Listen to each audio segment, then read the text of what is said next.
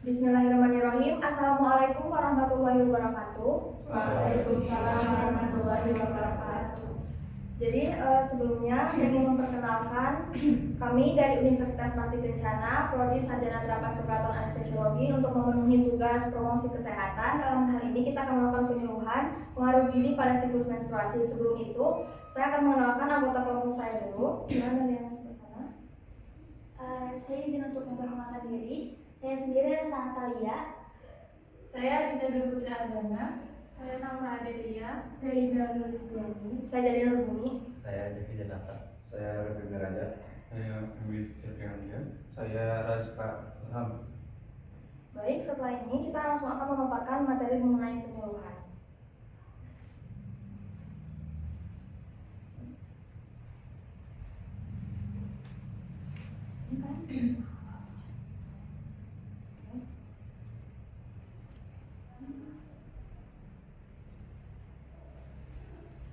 Baik, sebelumnya apakah teman-teman di sini sehat? Kabarnya gimana?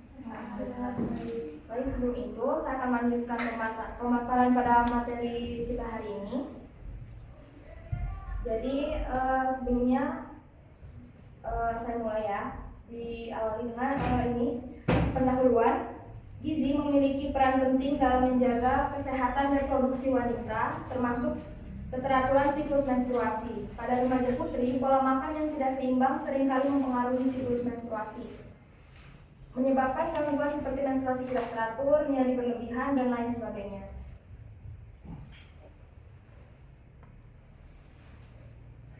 Untuk meningkatkan pemahaman remaja mengenai hubungan antara gizi, gaya hidup sehat, dan kesehatan reproduksi. Dengan ini, sasaran diharapkan dapat menerapkan kebiasaan yang mendukung siklus menstruasi yang sehat, sehingga kualitas hidup dan kesehatan reproduksi dapat terjaga secara normal.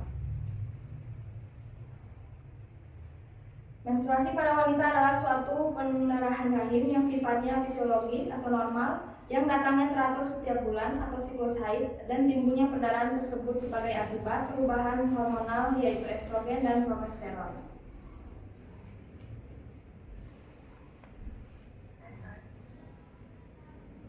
Lalu haid adalah darah yang keluar dari rahim perempuan sehat lamanya 3-6 hari dan dipembalut 2-5 pembalut per hari. Satu siklus normalnya 21-35 hari dan terjadi akibat penurunan kadar progesteron, siklus haid yang berevolusi.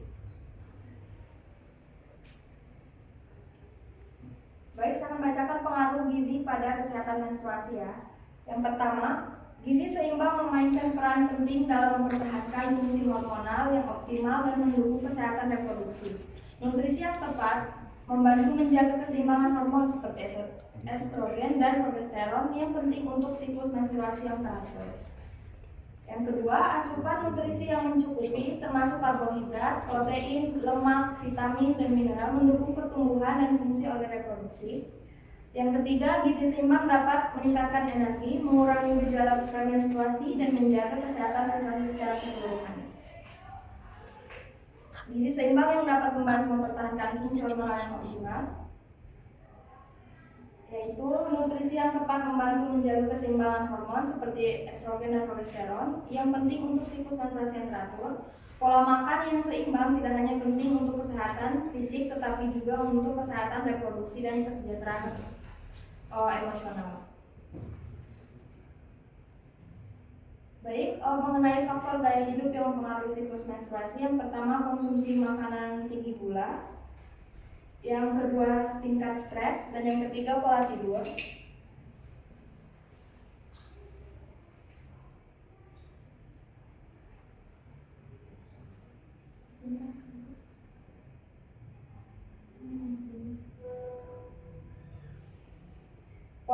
Yang pertama mengenai konsumsi makanan tinggi gula, pola tidur yang buruk dapat mengganggu ritme sirkadian yang berperan dalam regulasi hormon. Gangguan ini dapat mempengaruhi hormon yang mengatur siklus menstruasi, menyebabkan ketidakteraturan. Yang kedua, tingkat stres.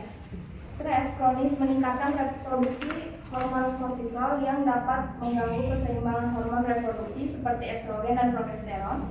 Hal ini dapat menyebabkan siklus menstruasi yang tidak teratur atau bahkan amenorrea atau tidak menstruasi. Dan yang terakhir, pola tidur. Makanan tinggi gula dapat menyebabkan fluktuasi kadar gula darah yang mempengaruhi insulin dan secara tidak langsung hormon reproduksi. Ini dapat mengganggu keteraturan siklus menstruasi.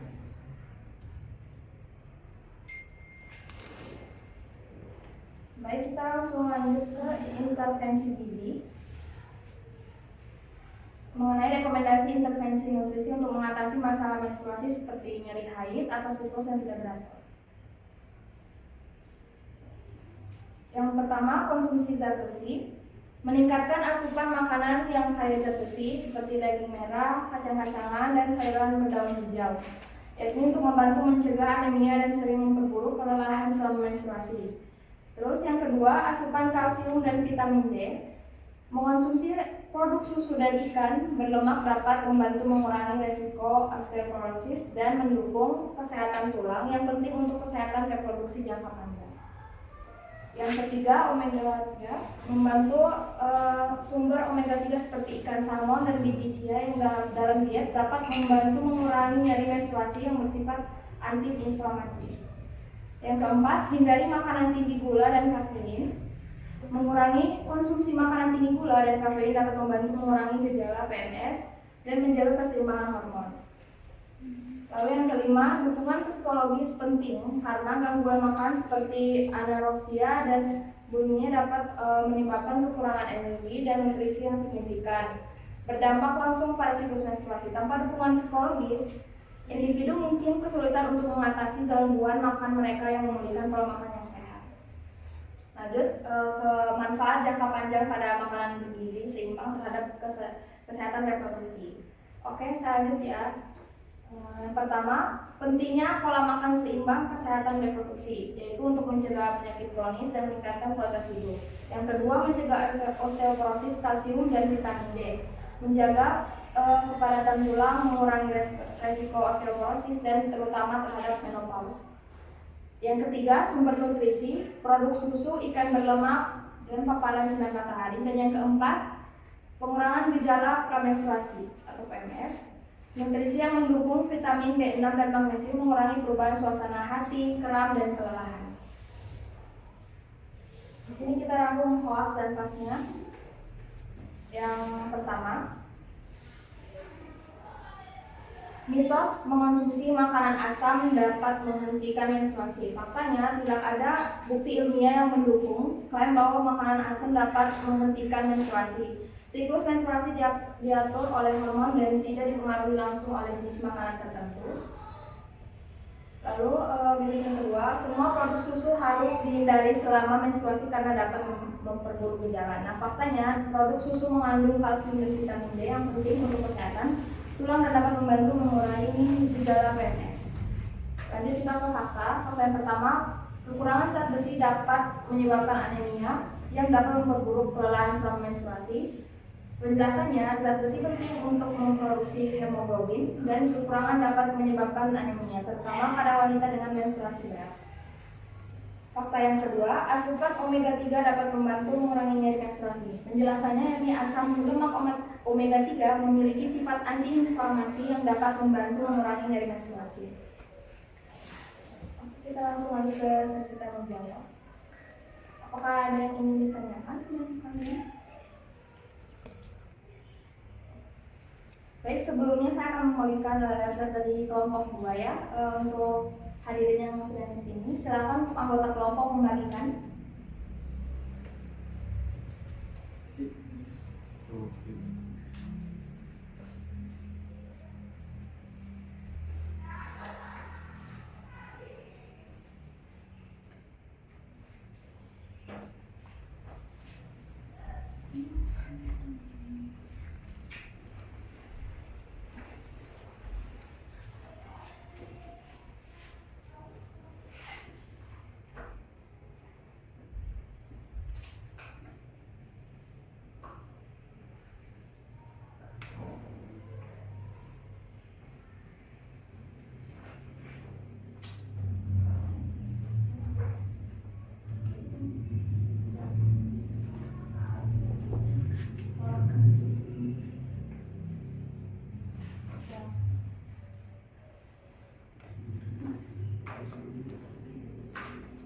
Edis.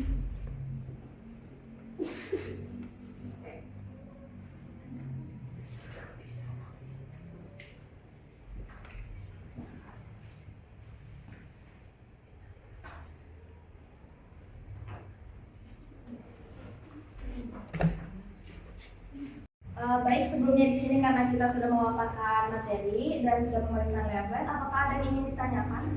Izin bertanya. Iya Kak, boleh apa saya catat ya pertanyaannya. Kan kalau misalnya lagi haid tuh biasanya kerasa nyeri banget ya. Nah, ada minuman yang namanya Kiranti. Nah, apakah Kiranti itu baik dan boleh dikonsumsi saat kita tuh lagi nyeri haid banget atau ada alternatif lain? Lanjut untuk pertanyaan kedua. Jadi pertanyaan kan di sini tuh ditulis kalau durasi normal haid itu 3 sampai 6 hari ya. Kalau haidnya bisa sampai 7 atau 8 hari itu tuh masih bisa dibilang normal atau gimana? Sebentar ya untuk pertanyaannya. Adakah yang ingin bertanya? Oke, saya tutup ya pertanyaan sesi tanyanya. Di sini saya cari dulu jawabannya sebentar. Oke, saya akan langsung menjawab pertanyaan yang pertama mengenai konsumsi Kiranti. Jadi saat haid, umumnya kalau konsumsi Kiranti itu kan dianggap aman ya bagi sebagian orang, karena Kiranti itu obat minuman herbal yang dirancang untuk membantu meredakan gejala menstruasi seperti kram dan nyeri. Namun kalau kamu punya opsi lain, kamu bisa kok konsumsi ibuprofen, karena menurut saya kalau minuman Kiranti itu ada bahan pengawetnya. Apakah jawaban saya sudah cukup? Cukup, terima kasih. Saya lanjut pertanyaan yang kedua ya, mengenai durasi normal haid tadi 7 sampai 8 hari apakah normal? Iya Kak, itu normal. Tadi kita udah paparkan di materi kalau siklus haid 7 sampai 8 hari itu normal. Oke, adakah yang ingin menanggapi atau dari jawaban saya tadi? Kalau izin bertanya, tadi kan ada kita menyinggung kalau misalnya keadaan nyeri itu kan ibuprofen ya, obat ibuprofen. Nah, terus banyak yang bilang kalau misalnya lagi haid itu kayak minum obat itu akan pengaruh di siklus haid. Apakah itu mitos atau apa? Jadi kalau itu ya menurut saya tergantung makanan yang dikonsumsi. Lalu sebenarnya kalau konsumsi kayak pereda nyeri itu sebenarnya opsi sih kalau bisa, berarti kita sebagai perempuan harus menjaga pola makan, pola tidur, biar nanti opsi dari kita cari obat pereda nyerinya itu nggak yang separah itu gitu. Apakah itu?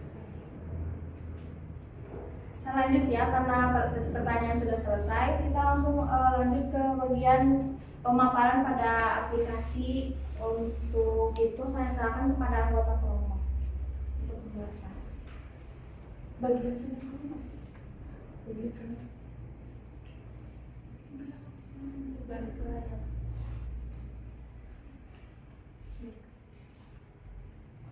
Silakan kepada Raisa.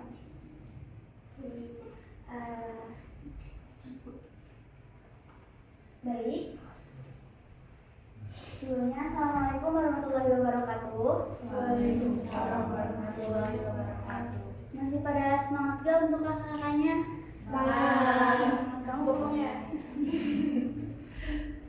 Terus selanjutnya di sini saya akan menjelaskan aplikasi Flow. Sebelumnya ada yang pernah menggunakan aplikasi Flow? Oh, mungkin ada menggunakan ya. Tapi sebelumnya kakak tahu kan aplikasi Flow itu apa?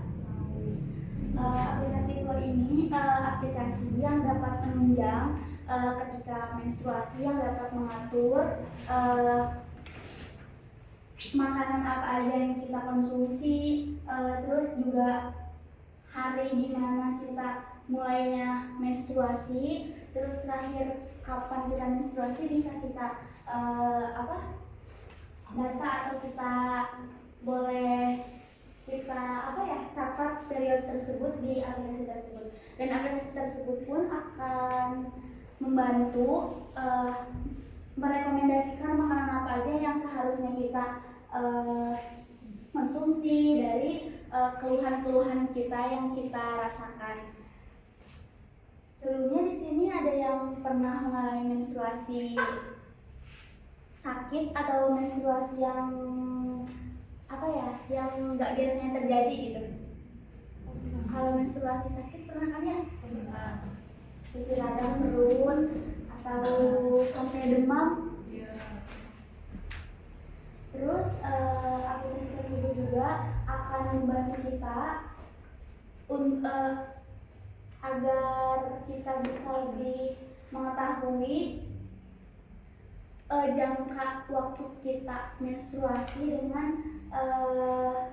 misal kita bulan ini di 5 hari udah menstruasi. Nah, di bulan tersebut akan pada tanggal berapa menstruasi sudah ada jangkauan dari aplikasi ini yang akan preparing untuk kitanya. Jadi kita lagi berada di satu tempat atau lagi di luar pun akan tahu misal di tanggal tersebut akan mengalami menstruasi.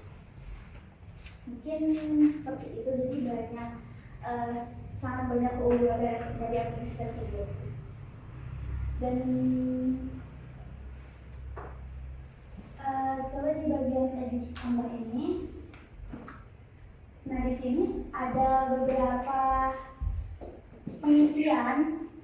Di sini ada bagaimana kondisi Anda sekarang. Di sini mungkin kakak-kakak sedang merasakan tenang atau merasakan sedih. Terus kategori tersebutnya mungkin kakak-kakak di sini kan belum menikah ya. Di sini ada kategori hubungan intim dan daerah seks. Terus ke bawah, di sini ada suasana hati. Mungkin suasana hatinya sedang tenang, gembira, energi, kria, atau suasana hatinya berubah-berubah ya. Pasti lebih banyak tuh suasana hatinya berubah-berubah.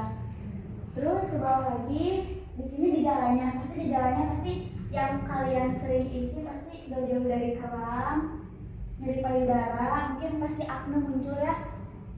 Terus nyeri punggung juga. Gak mungkin alias semuanya baik-baik aja, pasti itu bohong. Coba ke bawah lagi. Terus untuk keputihan mungkin gejala setelah haid mungkin masih bisa diakses. Terus kalau paling bawahnya ini ada pencernaan, apakah memang disertai dengan kembung, mual, atau memang sembelit.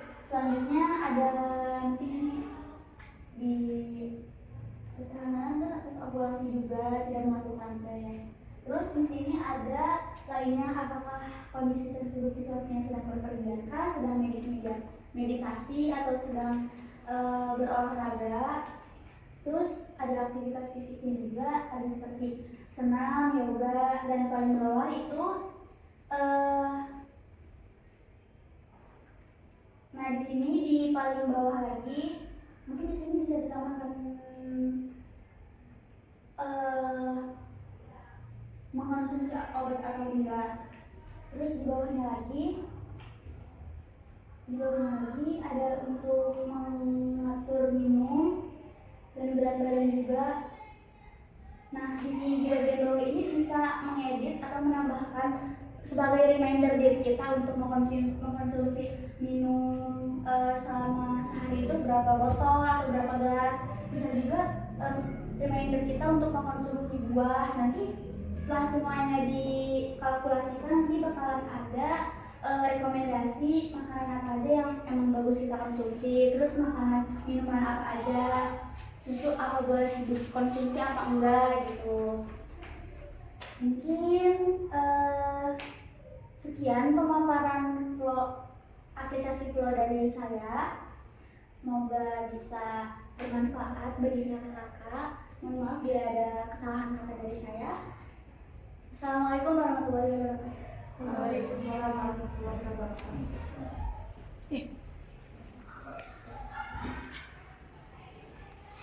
Oke, karena telah selesai pemaparan dari aplikasi tadi oleh anggota kelompok, lanjut saya akan memberikan tes dengan ini nanti akan saya bagikan ke kakak ya, apa sih linknya sekaligus dan kepada anggota kelompok untuk membagikan konsumsi.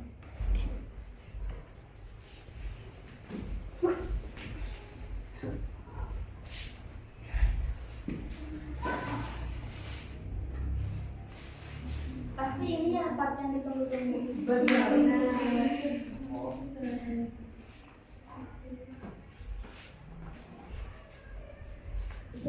linknya teman-teman. Kelihatan nggak akhirnya? Link pretestnya. Kak, ulang.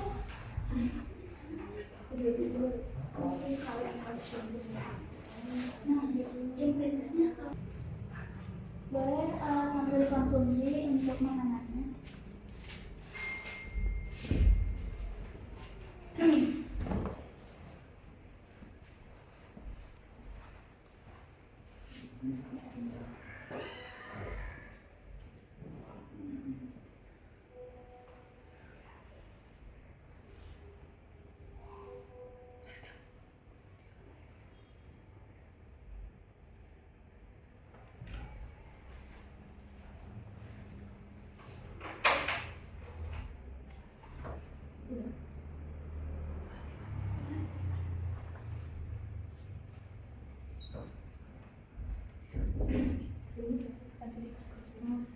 Boleh lu ceritain nggak apa-apa?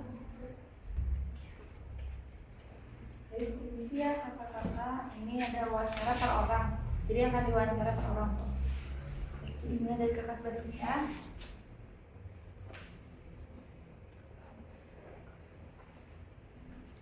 Nah, ini ada wawancara, ada pertanyaan sedikit. Untuk pertanyaan yang pertama itu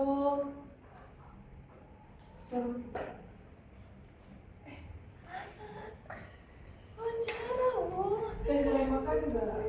Boleh.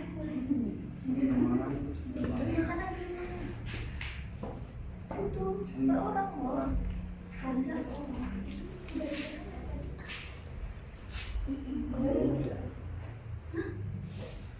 nanti di-cut aja ya.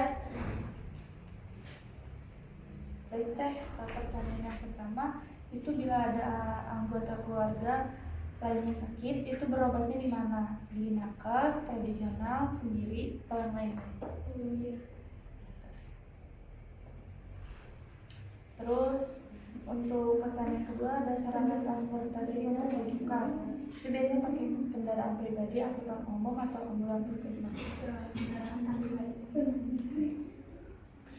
Untuk asuransi kesehatan ada BPJS Askes, Garuda, atau asuransi keluarga juga bisa.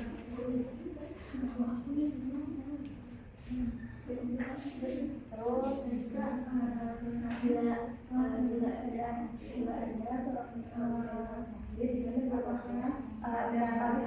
sedang demam, apakah diare, mengalami pertanyaan DBD, biasanya pakai kendaraan umum, ABC, kendaraan pribadi atau ambulan dari puskesmas atau dari Dinkes juga tidak. kira-kira ada asuransi kesehatan yang misalnya Kemudian di kesehatan lingkungannya, jambannya memenuhi syarat, swasta atau sumber airnya bersih, dari sumur, RO, airnya bersih, di rumah dari PDAM.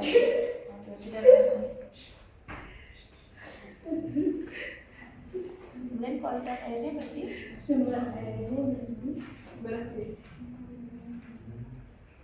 Kualitas airnya terus hubungan limbahnya memiliki baik pengelolaan rumah tangganya bisa nggak organisme atau nggak, jadi tersatu ya. Hubungan sama pekarangannya ada itu ada atau tidak di ada sekitar ada kesehatan lingkungannya terus apakah keluarga yang mengalami darah tinggi berobat teratur, diabetes yang yang merokok ada cara sumur sama keluarga yang mengalami diabetes berobat teratur, kemudian kualitas air keluarga yang diabetes nggak ada. apakah keluarga ada yang Pembuangan limbah dan namanya apakah keluarga memanfaatkan pendidikan pendidikan tentang narkoba atau bebas apakah keluarga bisa organ sampah kemudian apakah terdapat masalah reproduksi selanjutnya apakah sikap remajanya dalam menghadapi masalah itu apakah berbicara dengan orang tua atau keluarga atau berbicara pada teman pada keluarga.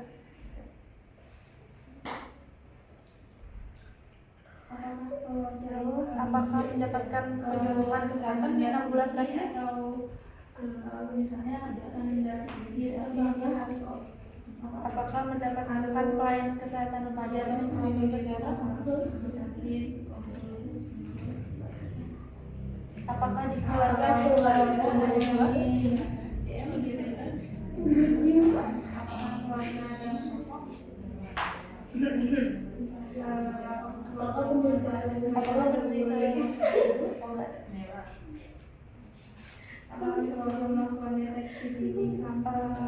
apakah ada posyandu lansia? apakah di rumah lansia ada apakah mempunyai riwayat Lansia mendapatkan posyandu lansia atau permanis? juga Penyakit yang dialami oleh lansia kayak di Indonesia ada rematik, hipertensi, atau TBC? Sudah, segitu aja. Terima kasih.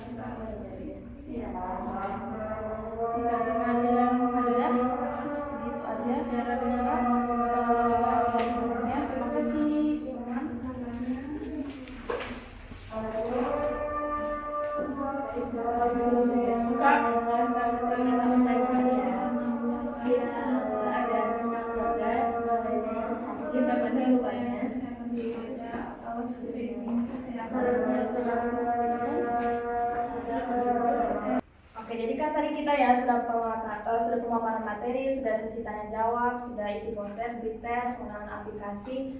Menurut kalian di sini ya, adakah yang bisa kalian berikan seperti kayak kesan dan pesan untuk kelompok kami dari penyuluhan, atau mungkin dari wawancaranya, atau dari anggota kelompok tentang penyuluhan hari ini gimana?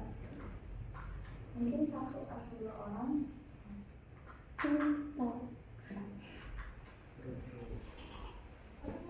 Apa penyuluhannya cukup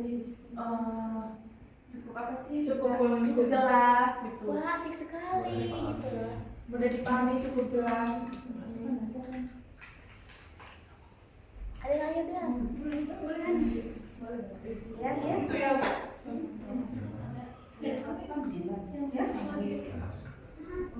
Ini lagi direkam. Lagi.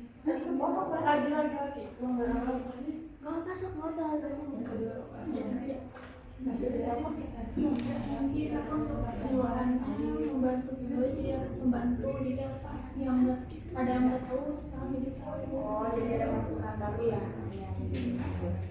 Oke, selain itu mungkin Makanan sama ya. Terima kasih Kak.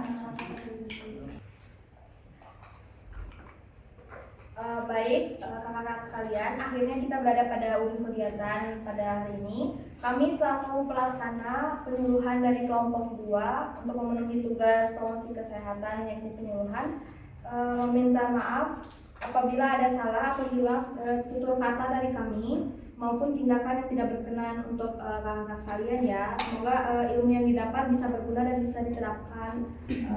Sekian dari kami, terima kasih atas waktunya juga. Wassalamualaikum warahmatullahi wabarakatuh. Waalaikumsalam warahmatullahi wabarakatuh. Terima kasih.